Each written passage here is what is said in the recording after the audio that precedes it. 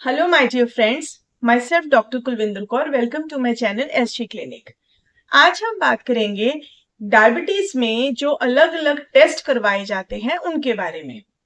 आप में से बहुत सारे लोग जो मेरी वीडियो देख रहे हैं, इसमें कुछ लोग ऐसे भी होंगे जो डायबिटीज से परेशान होंगे, जिनको इसकी प्रॉब्लम होगी, जिनकी शुगर लेवल बढ़ जाता होगा। तो आप लोगों ने देखा होगा कि जब आप डॉक्टर के पास जाते हैं तो आपके 3 या 4 किस्म के टेस्ट लिखे जाते हैं।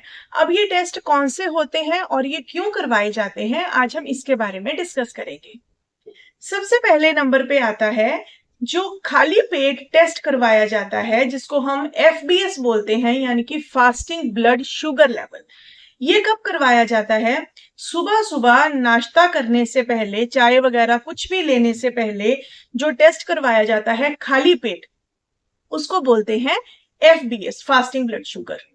अब इसकी जो मात्रा है ये 110 या 120 से नीचे आनी चाहिए।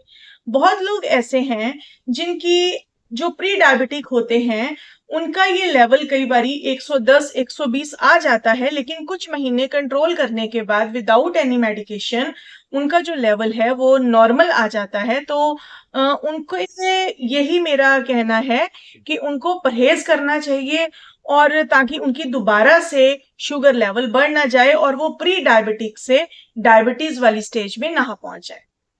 और दूसरे नंबर पे आता है random blood sugar. Random blood sugar यानी कि आरबीएस। ये पूरा दिन में किसी टाइम पे भी जो शुगर टेस्टिंग की जाती है उसको आरबीएस बोलते हैं। यानी कि इसका खाना खाए से या खाली पेट से कोई ताल्लुकात नहीं है। पूरा दिन में, जैसे कि शाम को 5 बजे टेस्ट करवा लिया, या दोपहर को 12:30 बजे टेस्ट करवा लिया, 1 बजे टेस्ट करवा लिया, तो जो उस टाइम पे एक रैंडमली टेस्ट किया जाता है और जो उसके लेवल्स आएंगे उसको हम आरबीएस बोलते हैं, रैंडम ब्लड शुगर लेवल्स। इसका जो लेवल है ये 150 से लेके 160 के बीच में होना चाहिए, इससे ज्यादा नहीं होना चाहिए। अगर किसी का 170 या 180 आ जाता है तो वो प्री डायबिटिक की कंडीशन में चले जाता है, और अगर किसी का 140 या 130 भी आता है तो उसको भी हम नॉर्मल गिनते हैं। लेकिन उनके लिए कोई परहेज की जरूरत नहीं है। वो आराम से, जैसे वो खा रहे हैं मीठा, वो खा सकते हैं। जिनका 160 से 180 के बीच में आता है उनके लिए भी थोड़ा सा मीठा कम खाने को बोला गया है, क्योंकि ये उसका लेवल है। अगर ये लेवल से क्रॉस हो जाएगा तो उनको डायबिटीज हो जाएगी। तीसरे नंबर पे जो आता है वो है पोस्ट ब्रेंडियल ब्लड शुगर, यानी कि पीपीबीएस, जिसके जो लेवल्स हैं ये 140 से 200 के बीच में होते हैं। अब ये टेस्ट होता क्या है? ये टेस्ट खाना खाने के पूरे 2 घंटे के बाद करवाया जाता है। अब क्या होता है, जब आप खाना खाते हैं तो 2 घंटे में खाने की प्रॉपर डाइजेशन हो जाती है। जो पैनक्रियास है वो इंसुलिन सिक्रीट करते हैं, ताकि आपके अंदर जो ब्लड ग्लूकोज का लेवल बढ़ जाता है खाना खाने के बाद, डाइजेशन प्रोसेस होने के बाद, वो डाइजेस्ट हो जाए। यानी कि जो शुगर है जो रिलीज किया है खाने ने, शुगर को जो छोड़ा है उस खाने ने, वो शुगर आपकी बॉडी एब्जॉर्ब कर ले और ब्लड में घूमने वाला जो शुगर लेवल है उसकी वॉल्यूम डिक्रीज हो जाए।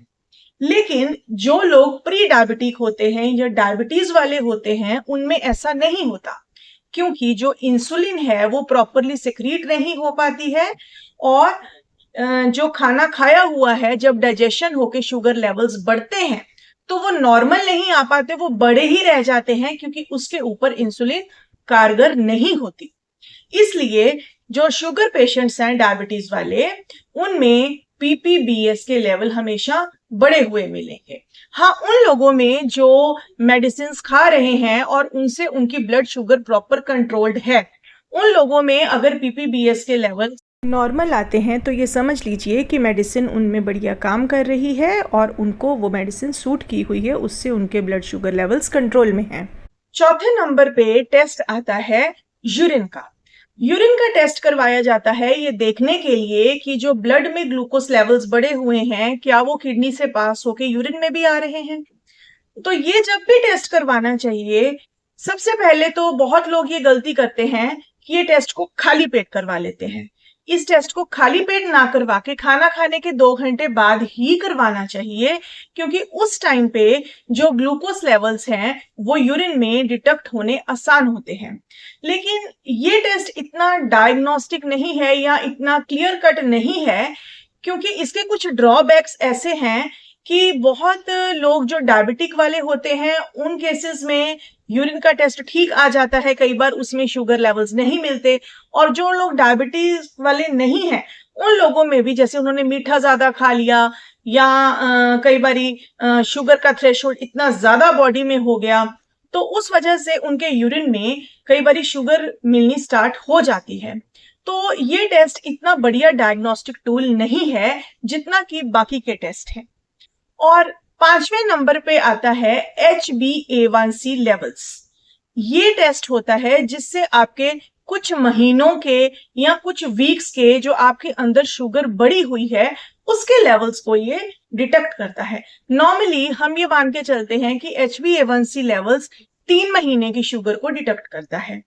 तो ये टेस्ट शुगर पेशेंट्स के लिए हर 3 महीने के बाद कराना बहुत आवश्यक होता है, ये देखने के लिए कि उनके जो मेडिसिन वो खा रहे हैं क्या वो ठीक से असर कर रही हैं, उनकी शुगर लेवल कंट्रोल्ड है या नहीं, या अगर वो उनकी मेडिसिन कोई चेंज करने वाली है तो उसको चेंज किया जाए ताकि शुगर जो है वो बढ़ने ना पाए आपके ब्लड में और वो एब्जॉर्ब हो।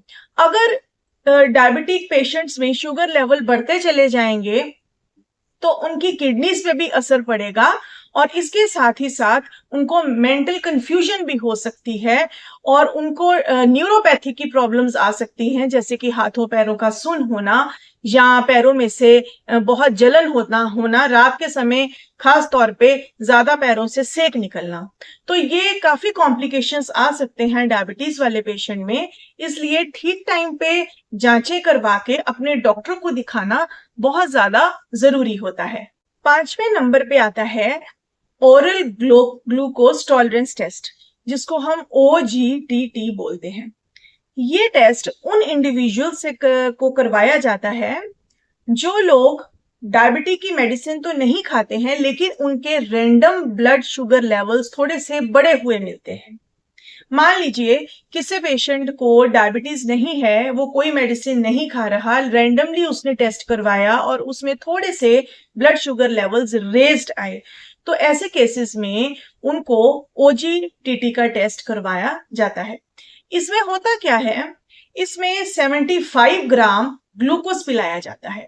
तो एक टेस्ट ग्लूकोज पिलाने से पहले होता है, बाकी के 2 टेस्ट आधे आधे घंटे के गैप के बाद ग्लूकोज पिलाने के बाद में होते हैं।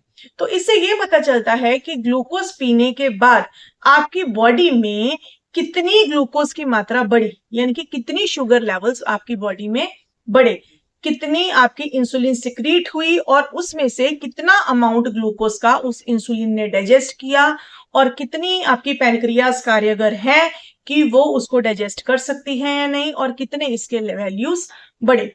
नॉर्मली प्रेगनेंसी में भी ये टेस्ट इसलिए करवाया जाता है देखने के लिए, कई जो प्रेग्नेंट लेडीज हैं वो प्री डायबिटिक या डायबिटिक वाली कंडीशन में तो नहीं पहुंच रही, तो ये टेस्ट जिन लोगों को डायबिटीज है उनमें तो नहीं करवाया जाता, क्योंकि उनके तो बाकी के सारे टेस्ट बड़े हुए मिलते हैं और वो मेडिसिन भी इनटेक कर रहे हैं, तो उन केसेस में उनको ग्लूकोज पिला के ये टेस्ट नहीं किया जाता। ये टेस्ट करवाने से पहले कम से कम 3 दिन तक पेशेंट को ये बता दिया जाता है कि आप बिना शुगर को रिस्ट्रिक्ट किए, यानी कि आराम से पूरे 3 दिनों के लिए आप शुगर जितनी खाते हैं उतनी खाते रहिए, कोई रिस्ट्रिक्ट करने की जरूरत नहीं है और फास्टिंग करने की जरूरत नहीं है। लेकिन जब ये टेस्ट करवाना है तो रात को खाना खाने के बाद सुबह तक कुछ नहीं खाना, एक बारी सुबह पहले खाली पेट टेस्ट होगा, फिर ग्लूकोज पिलाने के बाद में टेस्ट होगा। इसके अलावा जो डायबिटिक पेशेंट्स में टेस्ट करवाए जाते हैं उसमें नंबर आता है विटामिन B12 का, ये देखने के लिए कि कहीं डायबिटिक पेशेंट्स को न्यूरोपैथिक सिम्टम्स तो नहीं आ रहे, और क्रेटिनिन लेवल्स, यानी कि उनका रीनल फंक्शन टेस्ट करवाया जाता है ये देखने के लिए कहीं उनके किडनी पे कोई असर तो नहीं हो रहा, उनके यूरिया और क्रेटिनिन के लेवल्स तो नहीं बढ़ रहे। और इसके बाद फिर आता है इलेक्ट्रोलाइट्स का टेस्ट कि उनकी बॉडी में कोई इलेक्ट्रोलाइट्स कम तो नहीं हो गए हैं। और इसके अलावा उनकी लिपिड प्रोफाइल ये देखने के लिए कि उनके कोलेस्ट्रॉल लेवल्स या ट्राइग्लिसराइड्स तो नहीं बढ़ रहे हैं। तो ये सारे टेस्ट जो है साइडवेज डायबिटिक के पेशेंट्स में करवाने जरूरी होते हैं। विटामिन डी का टेस्ट भी बहुत जरूरी है। तो ये सारे टेस्ट कराने इसलिए जरूरी होते हैं क्योंकि कोई कॉम्प्लिकेशंस अगर डायबिटिक के पेशेंट्स में आ रही हैं तो उस पर सही टाइम पे डायग्नोस करके उसका ट्रीटमेंट कर लिया जाए। बहुत से ऐसे पेशेंट्स हैं जिनकी यूरिन आउटपुट अच्छी नहीं होती है, तो ऐसे केसेस में यूरिया क्रेटिनिन की रेशियो भी टेस्ट करवाई जाती है और यूरिन फॉर माइक्रो एल्ब्यूमिन भी करवाया जाता है, ये देखने के लिए कि उनकी जो किडनी की आउटपुट है यानी कि किडनी का जो प्योरीफाई करने का प्रोसीजर है वो कम तो नहीं हो रहा, उनकी किडनीज ठीक से वर्क कर रही हैं या नहीं। उम्मीद है आपको मेरा ये वीडियो पसंद आया होगा। तो ऐसे ही और वीडियोस देखने के लिए आप मेरे चैनल के साथ जुड़े रहिए और मेरे चैनल को लाइक और सब्सक्राइब जरूर कर दीजिए। Thank you.